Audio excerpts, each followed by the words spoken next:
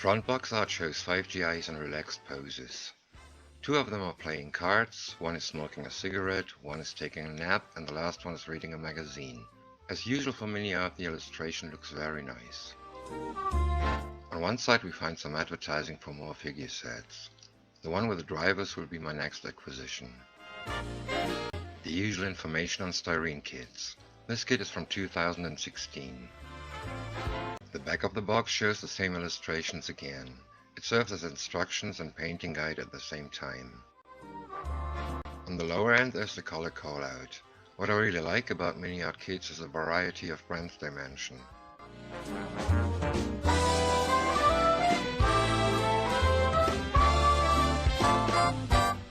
Here's what's in the box.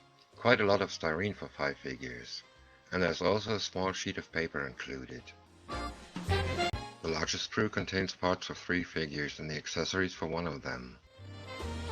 Figure A has very nice looking folds on the uniform.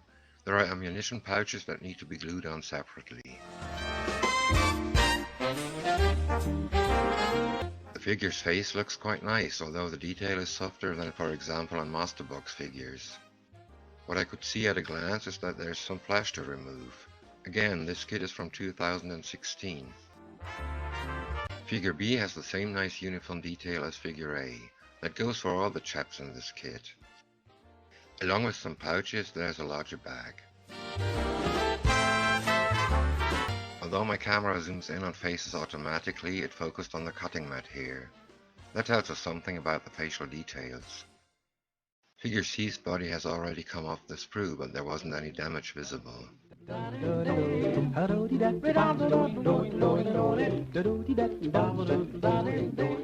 Again, I like the face, but the details could be crisper.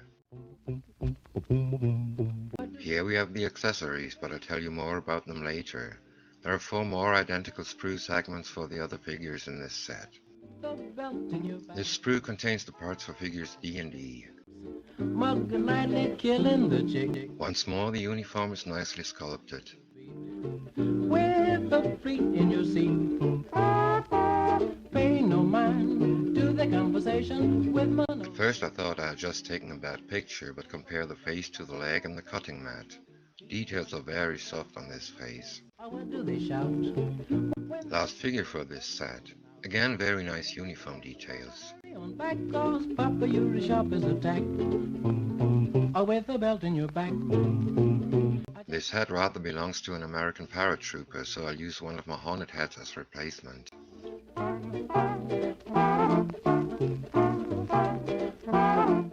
And now for the accessories. The same parts for all figures.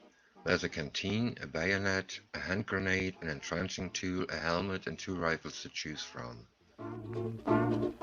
A closer look makes you think you're standing in a thunderstorm with all the flesh you find on these parts. The rifle's triggers look really bad, and I wonder what'll be left of them after removing the flesh. The M1 carbine's barrels are bent and the sights have a lot of flesh. After turning the sprue over, it became clear that I wouldn't waste any time on cleaning up the rifles.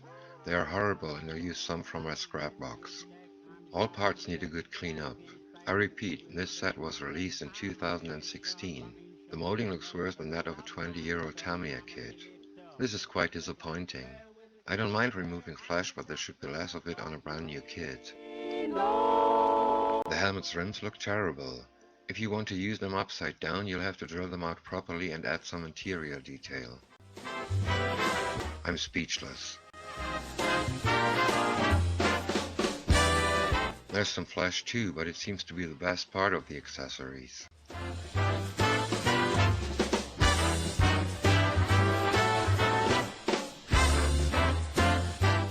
As I already said, the back of the box contains the instructions and the painting guide.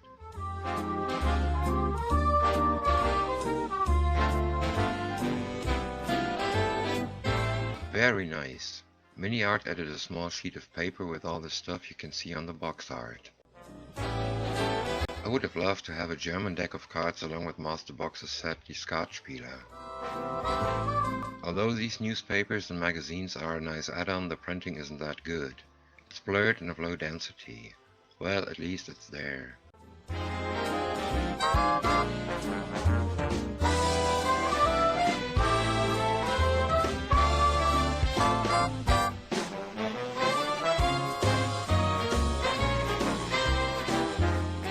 can't be a conclusion before I actually build the kit.